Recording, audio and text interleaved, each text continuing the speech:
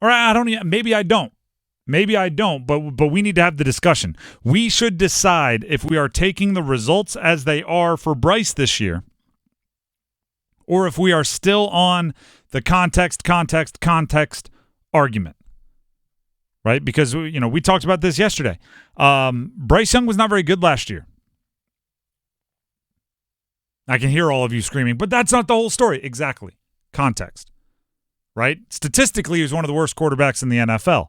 But when you add in the fact that he did not have very good protection from his offensive line, and then that offensive line got hurt. When you add in that his wide receivers weren't getting open. When you add in that he dealt with play caller switches like 3 or 4 times throughout the year, it puts it all into perspective. And because so often last year that was the case, it's almost my default for him now, right? So what I mean by that is I can't tell you how many times last season I'd be watching Bryce Young, right? I'm talking in the game. And he'd do something that you don't want your quarterback doing, right? Take a sack, fumble, throw a pick, whatever. Miss an open wide receiver, go 3 and out. And it would happen a few times. And I'd have to go, all right, on Monday, on the show, I'm going to have to explain why that's not all on Bryce. Right? Because as somebody that studies the game, I would feel some kind of need to defend him. So I'd say, all right, I need to go in Monday well-researched on how the offensive line missed an obvious blitz pickup and that fumble. He shouldn't have had to worry about that defender hitting him from the back, the blind side, whatever it was. And that just became the gut reaction, right? You watch a game, Panthers struggle, boom. Let's defend Bryce. So then yesterday, this little scrimmage takes place, and it's not a game, so it's not as big a deal, but this little scrimmage takes place at Clemson, fan fest for the Panthers, and I would say I see some less than glowing reports. First 3 drives for the first-team offense, no points. Even when the offense did get going, Adam Thielen did score a 2-yard touchdown on the final drive. Unofficially, Bryce ended the night 11 of 18 passing with most of his completions on checkdowns and underneath stuff. That's not glowing, right? That's not what you hope from your number 1 overall pick going into his second year when everything's supposed to come together. And my instinct was to do exactly what we did last year. But they couldn't block Clowney. Maybe Taylor Moton didn't play very much. Ike Ekwonu still is getting it under him, getting his feet under him. The this, the that. It's new. That was my instinct, was to immediately jump to the you're missing the full story about Bryce. And then something grabbed me and went, how long do you do that? Because guess what? The good quarterbacks in the NFL, like the ones whose names you know, the ones who have $50 million contracts, their supporting cast has flaws also. And if Jalen Hurts has a bad day, I don't immediately jump to, yeah, well, what you forget is Devontae Smith tweaked his ankle and the offensive line didn't have their best day. Like it's you kind of let those quarterbacks live and die with the production, with the product on the field. You know, I like to talk about the difference between a reason and an excuse. There's no doubt in my mind a lot of Bryce's struggles last year had reasons, right? Those were legitimate reasons. Tons of them. Why he couldn't thrive, couldn't dazzle us. This year, are they reasons or excuses? Right? This year, how long does everything around him create reasons that Bryce Young is struggling before they become excuses? And excuses are what you want to avoid, right? Excuses are how you end up paying a quarterback who is not very good $50 million a year because every struggle you just write off as, oh, well, that's not his fault. He's awesome. Oh, well, that's not his fault. He's awesome. And by the way, usually I try to be like an answers guy, a solutions guy. I don't know if I have a great answer for this question.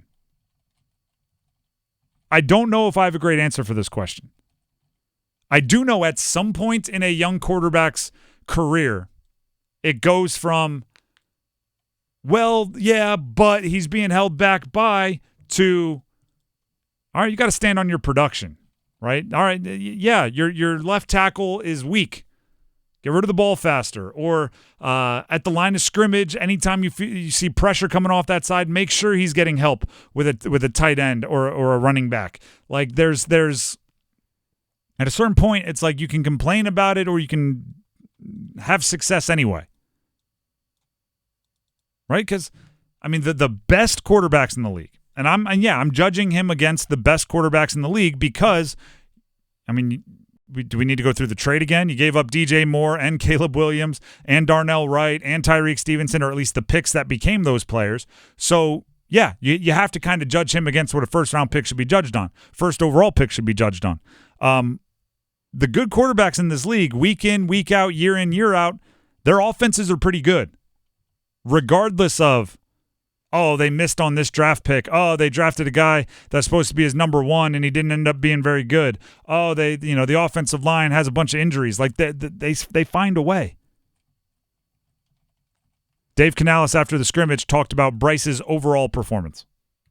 I would say good, not great. I think that he definitely is going to be critical on himself on a couple of the plays. But I thought that when we had the protection and the concepts were there, he nailed it. And he was accurate just like we've seen all camp. And that was so exciting to see. I keep preaching finish, and that type of finish on the last drive, to see it all come together, I was really excited about the receivers. I mean, that's a pretty solid group of guys, different guys coming in and contributing, make plays. So that was great to see. Correct me if I'm wrong, but for Dave Canales, who is Mr. Rainbows and Chocolate Chip Cookies, like just everything is great, that's kind of harsh from Dave Canales. Oh, yeah. He said good but not great, and then he started talking about how Bryce should be critical of himself. That to me feels like Dave Canales' way of saying it without saying it, right? Like, I'm the most optimistic person in the world, so I think you did pretty good. Bryce is going to have some things he wants to be critical of himself with. Like, that's my microphone just fell a little bit. There you go. That's we all it happens. My mistakes as well. I'll own it. No excuse. There's something to be said for, and I don't know if we're there yet, right?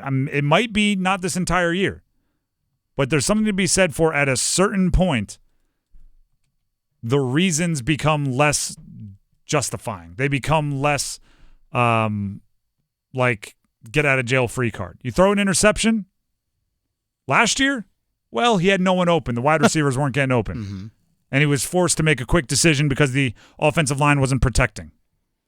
And it was a bad play call because the play caller switched that week. Okay, that's fine. Those are all reasons.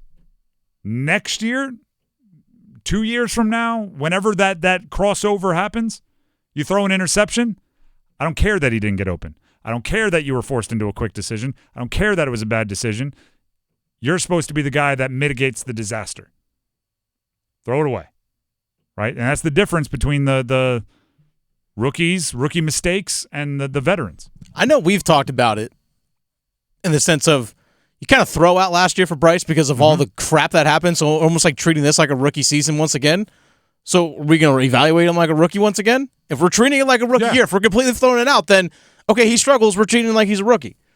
Yes, but part of like what he did last year wasn't good enough for a rookie, so he'd have to be better than last year for us to say he had a successful rookie season. Yeah. Like if we're counting this as a rookie season, when you throw the interception to the safety on the backside, which he did early, did they play the Bengals? Was it Jesse Bates that got him twice?